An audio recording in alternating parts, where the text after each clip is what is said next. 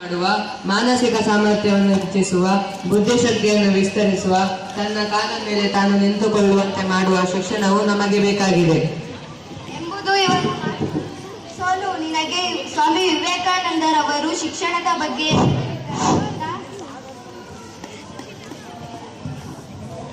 ಇಲ್ಲ. ನಿನಗೆ ತೋರಿಸುತ್ತೇನೆ.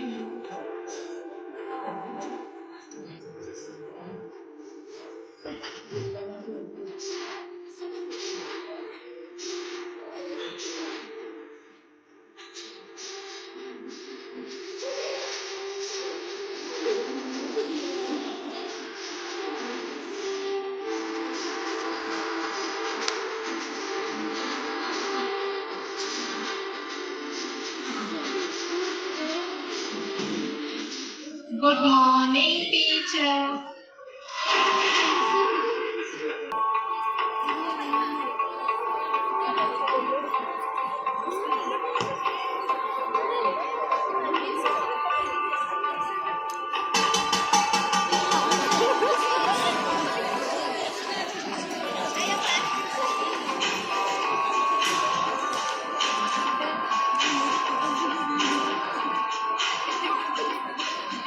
ತಗೊಳ್ಳೋ ಮಹಿತಾ, ನಂಗೆ ಊಟ ಬೇಡ, ನೀನೇ ತಿನ್ನೋ. ಬೇಡ, ನಿಮ್ಮಮ್ಮ ಕಟ್ಕೊಳ್ಸಿರೋದ್ ನೀನು ತಿನ್ನೋ. ನಮ್ಮಮ್ಮ ಹೇಳಿದ್ದಾರೆ ಎಲ್ರು ಹೊಟ್ಟೆ ತುಂಬಾ ಊಟ ಮಾಡ್ಬೇಕು ಅಂತ.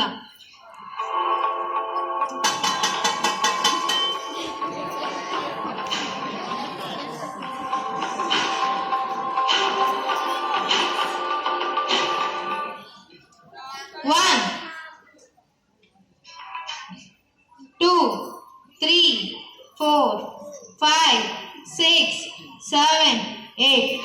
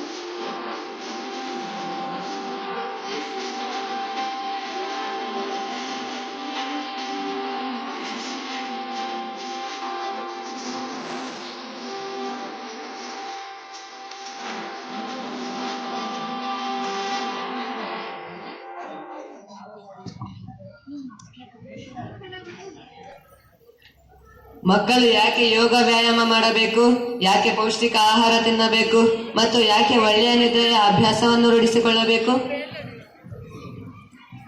ಯಾಕೆಂದರೆ ಇದೆಲ್ಲ ಮಾಡುವುದರಿಂದ ಬುದ್ಧಿಶಕ್ತಿ ಹೆಚ್ಚುತ್ತದೆ, ಮಾನಸಿಕ ಸ್ಥಿರತೆ ಹೆಚ್ಚುತ್ತದೆ ಮತ್ತು ಯೋಚನಾ ಶಕ್ತಿ ಹೆಚ್ಚುತ್ತದೆ ಮತ್ತು ಆರೋಗ್ಯ ಚೆನ್ನಾಗಿರುತ್ತದೆ. ಇದೆಲ್ಲ ಯಾರು ಹೇಳಿದ್ದು ಎಂದರೆ ನಮ್ಮ ಸ್ವಾಮಿ ವಿವೇಕಾನಂದರವರು.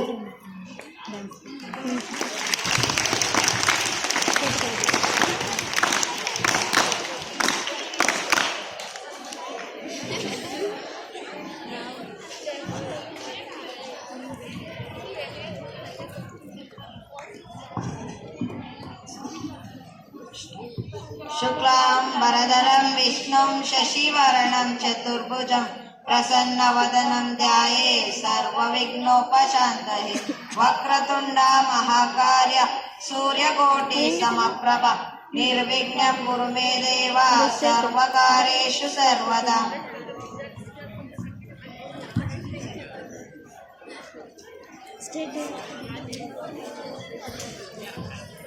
ಮಕ್ಕಳೇ ತಗೊಳ್ಳಿ. ಮಕ್ಕಳೇ, ನೀವು ವೇದ ಮತ್ತು ಉಪನಿಷತ್ತುಗಳ ಬಗ್ಗೆ ತಿಳಿದುಕೊಳ್ಳಿ.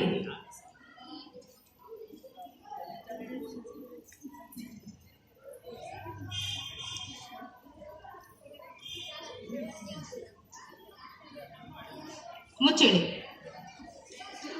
ಮಕ್ಕಳೇ, ನಿಮಗೆ ರಾಮಾಯಣ ಮತ್ತು ಮಹಾಭಾರತದ ಬಗ್ಗೆ ತಿಳಿದಿದೆಯೇ? ಮಕ್ಕಳೇ, ರಾಮಾಯಣದಲ್ಲಿ ರಾಮನಿದ್ದಾನೆ ಮತ್ತು ರಾವಣನೆಂಬ ಅಸುರನಿದ್ದಾನೆ ಮತ್ತು ಮಹಾಭಾರತದಲ್ಲಿ ಶ್ರೀಕೃಷ್ಣ ಇದ್ದಾನೆ ಮತ್ತು ಅಲ್ಲಿ ಕುರುಕ್ಷೇತ್ರ ಯುದ್ಧ ನಡೆಯುತ್ತದೆ. ಮಕ್ಕಳೇ, ನಿಮಗೆ ನಮ್ಮ ದೇಶದ ಮಹಾನ್ ವ್ಯಕ್ತಿಗಳ ಬಗ್ಗೆ ತಿಳಿದಿದೆಯೇ? ಹೇಳಿ ನೋಡೋಣ.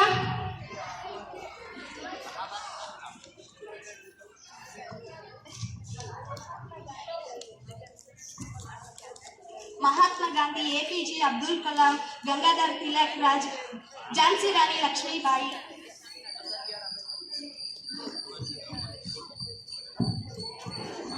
ಮೋತಿಲಾಲ್ ನೆಹರು, ಜವಾಹರಲಾಲ್ ನೆಹರು, ಸುಭಾಷ್ ಚಂದ್ರ ಬೋಸ್ ಹಾಗೂ ಸಂಗೊಳ್ಳಿ ರಾಯಣ್ಣ, ಕಿತ್ತೂರು ರಾಣಿ ಚೆನ್ನಮ್ಮ.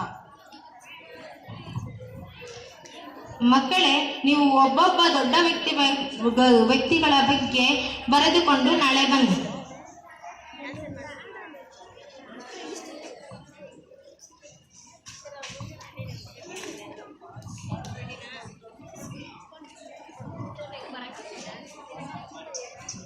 ಮಕ್ಕಳು ಯಾಕೆ ವೇದ ಉಪನಿಷತ್ತುಗಳನ್ನು ಓದಬೇಕು, ಯಾಕೆ ಪ್ರಾರ್ಥನೆ ಮಾಡಬೇಕು ಮತ್ತು ಯಾಕೆ ಮಹಾನ್ ಮೇಧಾವಿಗಳ ಬಗ್ಗೆ ಅಧ್ಯಯನ ಮಾಡಬೇಕು?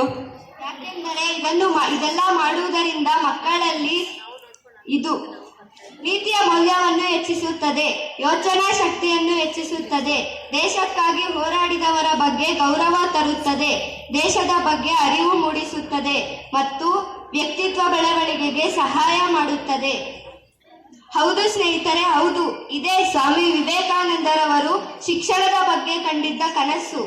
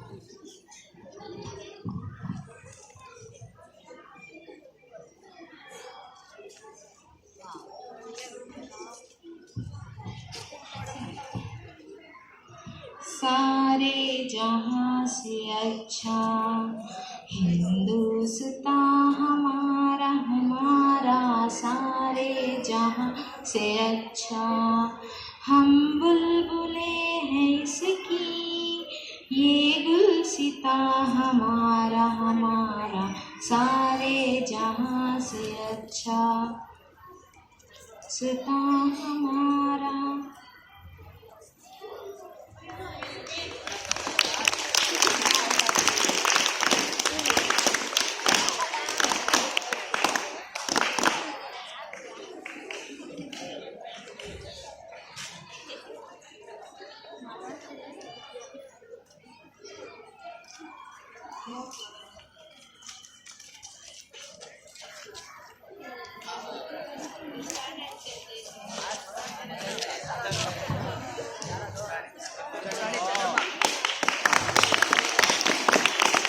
ವಿದ್ಯಾರ್ಥಿಗೆ ಯಾಕೆ ಇದೆಲ್ಲ ಕಲಿಯಬೇಕಾಗುತ್ತೆ? ಯಾಕೆಂದರೆ ದೇಶಭಕ್ತಿ ಭಾವನೆ ಬೆಳೆಯುತ್ತದೆ, ದೇಶಕ್ಕಾಗಿ ಹೋರಾಡಿದವರ ಬಗ್ಗೆ ಅರಿವು ಮೂಡಿಸುತ್ತದೆ, ವಿವಿಧತೆಯಲ್ಲಿ ಏಕತೆ ಮೂಡಿಸುತ್ತದೆ, ದೇಶಕ್ಕಾಗಿ ಕೆಲಸ ಮಾಡುವುದು, ದೇಶದ ಅಭಿವೃದ್ಧಿಗಾಗಿ ಕೆಲಸ ಮಾಡುವುದನ್ನು ಕಲಿಯಲಿಕ್ಕೆ ಮತ್ತು ವಿವಿಧತೆಯಲ್ಲಿ ಏಕತೆಯನ್ನು ಮೂಡಿಸುವುದಕ್ಕೆ. ಇಷ್ಟೇ ಮಾತ್ರವಲ್ಲ, ಇವರು ಏನು ಹೇಳಿದ್ದಾರೆಂದರೆ ವಿಜ್ಞಾನ ಮತ್ತು ವೇದಾಂತ ಹೊಂದಿಕೊಂಡಿರುವ ಶಿಕ್ಷಣ ಇರಬೇಕು ಎಂದು ಹೇಳಿದ್ದಾರೆ.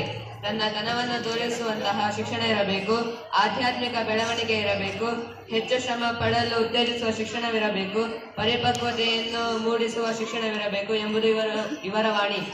ಹೇಳಿ ಎದ್ದೇಳಿ, ಗುರಿ ಮುಟ್ಟುವ ತನಕ ನಿಲ್ಲದಿರಿ ಎಂದು ಹೇಳಿರುವ ಸ್ವಾಮಿ ವಿವೇಕಾನಂದರವರ ಕನಸು ಇದೇ ಆಗಿದೆ. ಬನ್ನಿ ಸ್ನೇಹಿತರೆ, ಈ ತರಹದ ಶಿಕ್ಷಣವನ್ನು ಕಲಿಯೋಣ. ನಾವು ನಮ್ಮ ಮನಸ್ಸುಗಳನ್ನು ಜಾಗೃತಿಗೊಳಿಸಿ ನಮ್ಮ ದಿನನಿತ್ಯದ ಜೀವನದಲ್ಲಿ ಅಭ್ಯಾಸ ಮಾಡೋಣ.